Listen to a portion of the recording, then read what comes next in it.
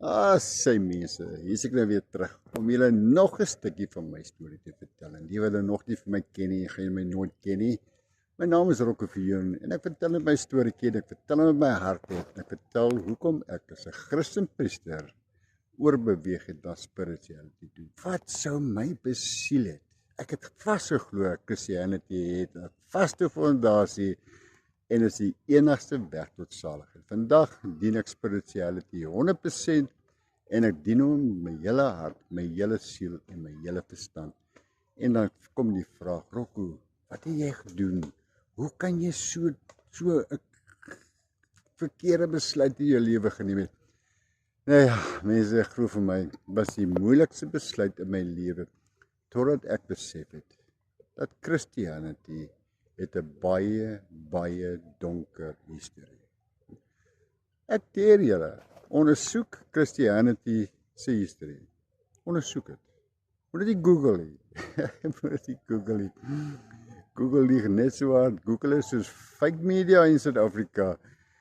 Mense glo vir my, Rocco het lank gesoek. Ek is 30 jaar amper in die kerk gewees en ek is nou 12 jaar spirituality en ek love dit, want spirituality gaan om vry te wees. Dit gaan net om goeie mens te wees en om goed te doen aan ander en om alles lief te hê en om te gee en respek te hê vir ou mense. Dis waaroor spirituality gaan. Nie soos Christianity wat regtig waar mense beheer totaal. Vandag gaan ek weer vir julle skok, gaan julle weer ietsie bring en kyk 'n bietjie daarna en dalk sien julle ietsie anders daar raak. Maar ek gaan vandag vir julle ietsie bring. Kryf julle 'n stoel nader want hierdie ene moet julle ook sit. Nou ja, die wat my nie ken nie, my naam is Rocco Viljoen. En vandag wil ek praat oor sacrificing. Julle weet, aan die ou geskiedenisse voor Christianity het ek baie gelees van sacrificing. En in die Ou Testament lees jy van sacrifice. Hulle mense gesacrifice en hulle bokke en diere en duwe en enige ding gesacrifice. En so kan ons lees van die Azteke wat mense geoffer het. Die Egiptenare het offers gebring aan hul gode. Ons kyk selfs na dat diere geoffer was vir hul gode, duwe en bokke en snaakse goedes. Maar weet julle, maak nie saak hoe jy kyk na dit, maak nie saak hoe jy dit navors, jy gaan altyd vind dat 'n sacrifice offering was altyd vir God gewees.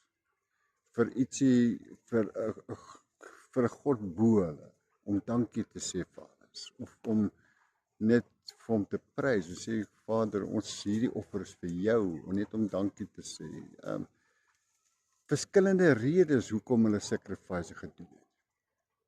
Maar in die Christelike kerke en verhale hoor ons en ons lees duidelik dat God het sy eie seun geoffer.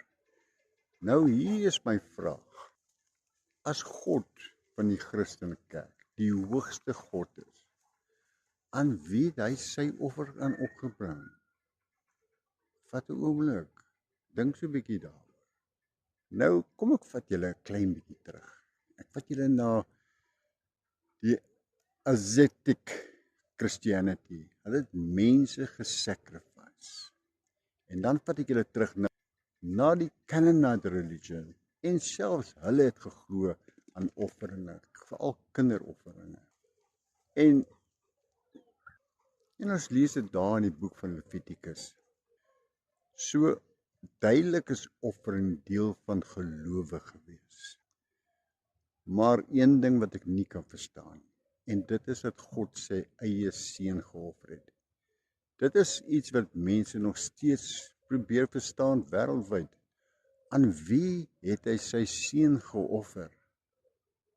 En ek sê nou nie vir jou wat jy moet glo nie. Ek sit net 'n vraag uit. As 'n offer altyd vir God gedoen is, vir wie het God sy seun geoffer? En mense, weet julle wat die ergste van alles is? Ek lees in die Bybel dat God self gekyk het hoe 'n human sacrifice vir hom geoffer was. En het absoluut niks gedoen nie. En nou lees ek hierso dat hy sy eie seun geoffer het tot wat se God. En dis hoekom ek weer sê, mense, die God van ons Bybel, wat ons so hard aanbid, is in my oë nie die ware God nie. En ek gaan julle vertel weer, dat die woord God is net 'n titel, en daai woordjie God is deur King James in ons Bybels ingeplak bo op ander name. So as jy die woord God gaan oplig, dan kry jy woorde soos Enki, die Elohims, hoe ver jy terug gaan kry Elul se naam ook, en Baal se naam ook. Almal name wat onder die woord God versteek is. En as jy teruggaan na die Babiloniese geskrifte, dan sien jy sommer dadelik, Enki het die hemel en die aarde gemaak, Enki het die vloed gebring, Enki het vir Adam en Eva gemaak. Verstaan julle wat ek probeer wys? Dat die woord God is geplak op die woord Elohim, wat beteken vele gods, en in eindige geskrifte buite ons Bybels, dan sê hulle, hierdie Elohim is almal demigods.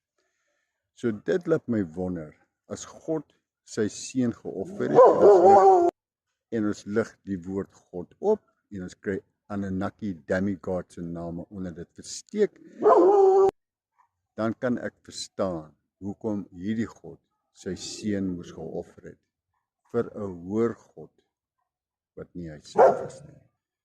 So die vraag is dit: aanbid ons in die Christen kerke die waaragtige God of aanbid ons demigods? Nou ja, dit is iets om aan te dink. Ek gaan dit vir julle gee. Ek sou graag aan julle in die comments wil lees wat julle vir my gaan bring om vir my te oortuig dat die Bybelgod is die ware God. En iets om by te las, dat die woord Yahweh, dit is eers later deur vertalings gekom. So met ander woorde, dit oor vertalings het 'n spelfout geraak en toe raak dit Yahweh. So dit is ook nie God se naam nie. En die woordjie Jehovah is ook deur vertaling verkeerd gespel. So met ander woorde, een van die rykste kerke in die wêreld is gebou op 'n spelfout. So met ander woorde, mense, as ek so kyk na Christianity en ek sien dat 90% van Christene kry bitter swaar, dan kan ek ook net wonder, aanbid ons die waaragtige God? Glo ook aan soos dat daar iemand is wat waaragtig die hemelse Vader is, wat groot is, wat hemel en aarde gemaak het en alles daarmee saam? Natuurlik glo ek aan hom. Maar ek glo nie sy naam is God nie.